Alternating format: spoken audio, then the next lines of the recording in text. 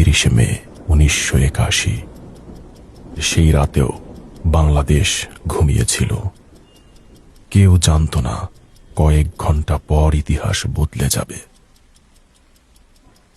কিছু মৃত্যু শুধু একজন মানুষকে থামায় না, থামিয়ে দেয় বহু অসমাপ্ত বাক্য, বহু পরিকল্পনা, বহু মানুষের স্বপ্ন।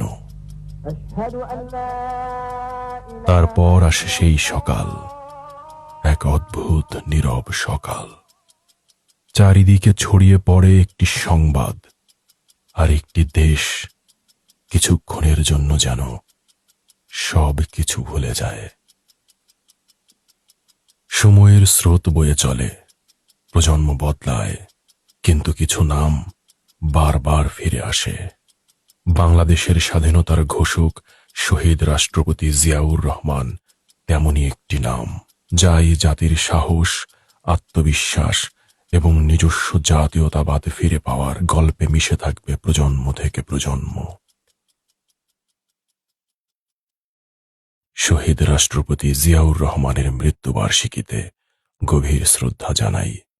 মহান আল্লাহর কাছে প্রার্থনা করি তিনি যেন তাঁকে ক্ষমা করেন, শান্তি দান করেন এবং বাংলাদেশের প্রতি তার অবদান উত্তম প্রতিদান হিসেবে কবুল করেন।